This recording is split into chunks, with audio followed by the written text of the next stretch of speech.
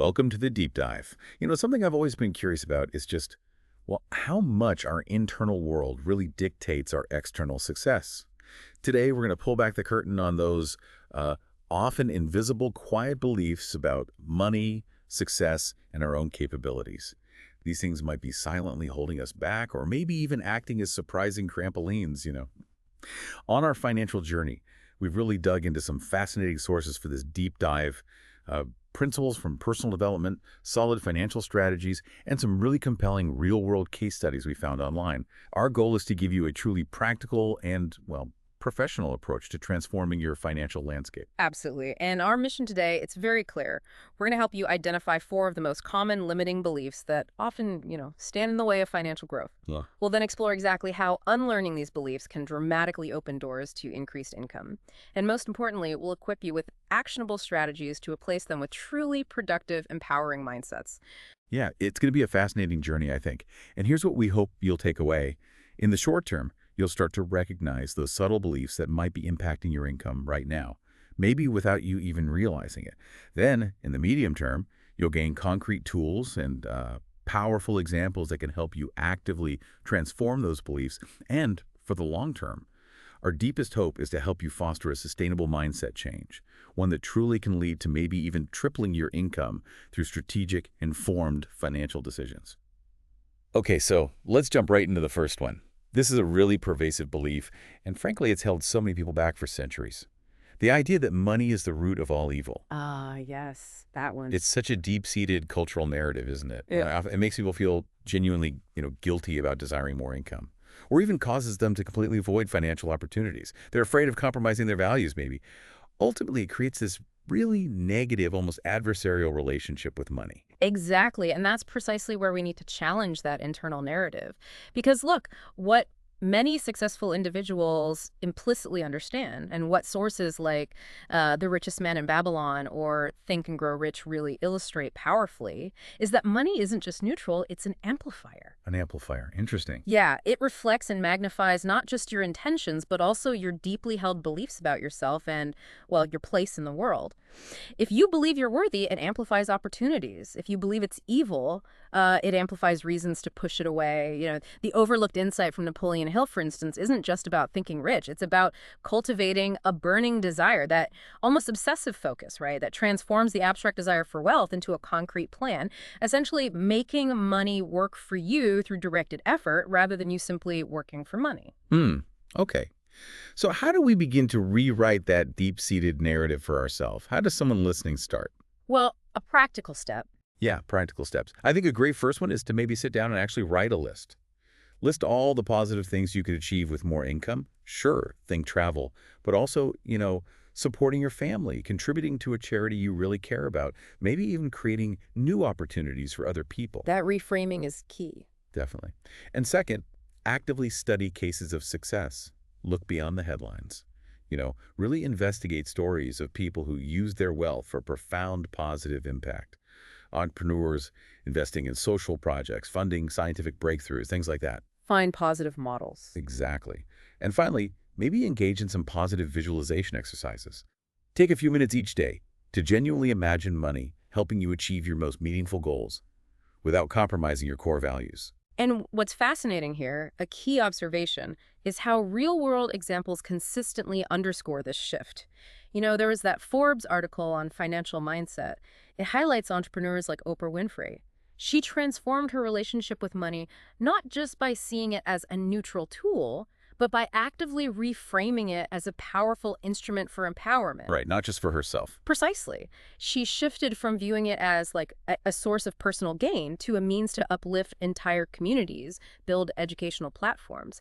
It really makes you wonder, doesn't it? What new possibilities might open up if you started viewing money not just as something you accumulate, but as something that truly amplifies your positive impact. That's a powerful reframe. Yeah. Okay, let's move to our next limiting belief. This is one I hear so often. I don't deserve to earn more than I do now. The self-worth issue. Yeah.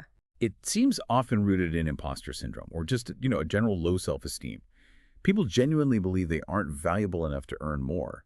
And what happens? It significantly limits their willingness to negotiate salary or to seek out promotions or maybe even to embark on ambitious projects. So effectively, it keeps their income stuck right where they are. It's almost like they can't quite see the true value they bring. And that's precisely where we need to, again, challenge that internal narrative. Yeah. Because recognizing your own value, look, it isn't just a feel-good exercise. It's the bedrock for any significant financial growth.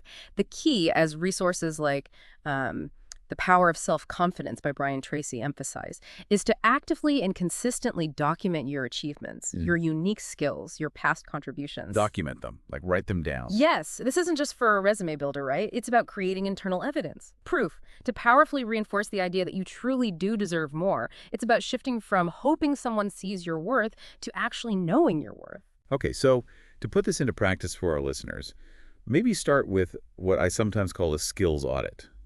Seriously, make a detailed list. Professional achievements, every unique skill you have, all the contributions you've made in your career. And remember, this exercise is primarily for you, to help you internalize your true value. That internalization is crucial. It is. Next, step into informed negotiation. Don't just guess what you should earn. Research average salaries in your industry. Use sites like Glassdoor or LinkedIn Salary. Walk into any negotiation with confidence, knowing precisely what your skills are worth in the market. Data backs you up. Exactly. And finally, actively surround yourself with mentors and role models. Seek out inspiring people, professional networks, online communities. Their successes and guidance can be incredibly motivating. So it begs the question, right? Does confidence actually translate directly to income? Is there proof? Well, that's interesting you ask. There was a fascinating Harvard Business Review study. It found that individuals who actively negotiate their salaries, they can increase their income by a significant 7–8% annually. Wow, 7–8% just from negotiating. Annually. This isn't just a small bump. Over a career, that compounds into a substantial difference. It powerfully demonstrates the direct financial impact of simply believing in and then advocating for your own worth. It's not just about what you do, but what you believe you're capable of doing and asking for it. That's really concrete. Okay. Now, let's tackle a belief that catches so many of us, myself included sometimes. I need to work more hours to earn more money. The time for money trap, yes. This is where we often directly connect income with time invested, right? Leading to that classic work hard instead of work smart mentality. But here's the thing, and this is important. Tripling your income rarely comes from simply putting in more hours until you're completely exhausted. It almost always requires optimizing processes or strategically investing in high-value skills or maybe creating those elusive passive income sources. Yeah, what the data really suggests is a shift from measuring hours to measuring impact and leverage. Think about it. Acquiring skills in high-demand areas, maybe digital marketing, advanced programming, high-level sales, negotiation, these can generate significantly higher income in less time. Less time, more value. Exactly. Consider the philosophy in, say, The 4-Hour Work Week by Tim Ferriss. It's not really about being lazy, right? It's about achieving maximum output with minimum input. Through efficiency, through creating scalable systems, it's about multiplying your income without necessarily multiplying your exhaustion. So what are some actionable strategies here? How can people start shifting from hours to impact? Okay, a few thoughts. First, maybe make a strategic investment in education.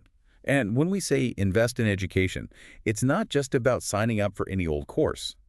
A deeper insight from many successful people is to do a skills gap analysis first. Look at where your industry is heading. What skills are becoming obsolete? Which ones are poised for exponential growth? Then, strategically pick 1 or 2 high-demand areas where a small investment in learning could yield a massive return. Think platforms like Coursera, Udemy, LinkedIn Learning. Targeted learning, got it. Second, ruthlessly focus on automation and delegation. Identify those repetitive, low-impact tasks. The things that just eat up time. Yeah. Can they be automated with tools? Can they be delegated to others? Free up your precious time to focus on high-impact, high-value activities. Work smarter, not harder. Exactly. Yeah. And finally, seriously explore passive income options. This could be anything, really. Smart investments, maybe real estate if that's your thing, or creating digital content like ebooks or online courses. Things that continue to generate recurring income long after the initial effort is done. That's the leverage piece. And a compelling parallel here is seen in an article from Entrepreneur magazine. It highlighted how many successful individuals have dramatically tripled their incomes by creating scalable digital products like online courses.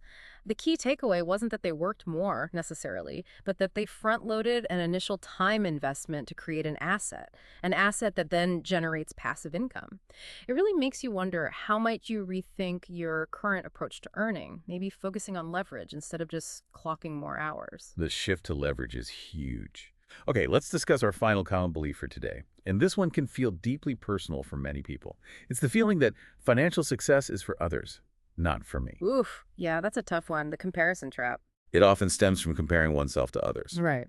or just feeling that success is somehow reserved for those with more innate talent or better connections or just, sheer luck. This kind of thinking can lead to a really debilitating victim mentality. It profoundly inhibits action and the pursuit of truly valuable opportunities. It's almost like you've already decided the race isn't even for you before you start. And that's precisely the mindset we need to shift. If we connect this to the bigger picture, changing this belief requires adopting what psychologists often call an abundance mindset. You start seeing success not as this finite pie where if someone else gets a slice, you automatically lose yours, but as something genuinely achievable through effort, through strategy, and through relentless persistence. So moving from scarcity to abundance thinking. Exactly. And, I highly suggest reading biographies of people who overcame seemingly impossible circumstances. Think of Shoe Dog by Phil Knight, his journey building Nike. It's just so inspiring because it shows that success really is accessible to anyone with a clear vision and the willingness to work for it, regardless of where they started. That's really motivating. So how can someone listening actively combat this belief? What are the steps? Well, first things first. Maybe start by setting clear, specific financial goals. Instead of a vague, I want more money, define something concrete, like Yeah. I will increase my income by 50% in the next 12 months. Make it measurable. Then, crucially, create a step-by-step plan to actually achieve it. Break it down. The plan is vital, makes it real. Definitely. Next, actively build support networks. Join communities of entrepreneurs or, growth-minded professionals. Platforms like LinkedIn or Meetup can be great for this. Surrounding yourself with people who are also striving for growth is incredibly powerful. You become who you surround yourself with, right? There's a lot of truth to that. And remember, it's often about small, consistent steps. Don't feel you need to do everything at once. Start with small but deliberate actions.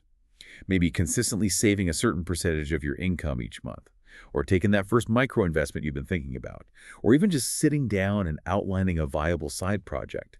Momentum builds from these small wins. Absolutely. And, a fascinating insight from a Business Insider analysis, it highlighted how many individuals who actually tripled their incomes achieved it, often not through some single massive leap, but by starting side hustles, small projects on the side that eventually grew, sometimes to surpass their main incomes entirely. Wow, the side hustle effect. Yeah. It powerfully demonstrates that financial success is well within reach for anyone with a clear plan, and, crucially, the determination to take those consistent small steps. It makes you wonder, doesn't it? What small step could you, listening right now, take today? Just one small step to start dismantling that belief that success is only for other people. So, in conclusion, unlearning these limiting beliefs. It's a truly transformative process. It really is. But it requires consistent introspection, looking inward.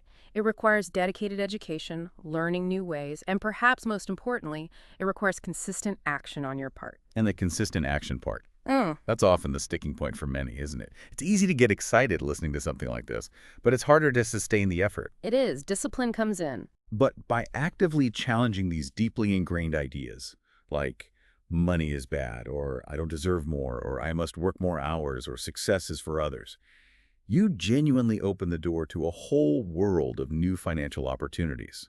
Replacing these beliefs with a mindset of, say, abundance, confidence, and strategic action, that can not only help you potentially triple your income, but also build a healthier, far more empowering relationship with money and success overall. Exactly. And while this kind of profound change, look, it doesn't happen overnight. We want to be realistic here. But we also want to emphasize that with those consistent steps, day by day, and a proactive approach, the results can be truly extraordinary. It's definitely a journey, not a sprint. Well said. So for this week, here's a provocative thought and maybe a little call to action for you to mull over. First, take some time this week to honestly identify your own personal limiting beliefs about money. Be really specific. Write them down. Second, maybe commit to learning one new high-value skill in the next 3 months, something that specifically could increase your income. Maybe one of those strategic skills we talked about earlier. Just pick one to start. Just one. Third, take one concrete action this week, even a small one. Perhaps it's finally negotiating that small raise, or researching that investment opportunity you've been putting off, or maybe just starting to outline that side project idea. And finally, maybe connect with at least one person, just one who can inspire or guide you on your journey towards financial growth. Find a mentor, or even just an accountability partner. Build that support system. Exactly. Thank you so much for joining us on this deep dive today. We wholeheartedly encourage you to continue exploring and, more importantly, applying these powerful insights in your own life.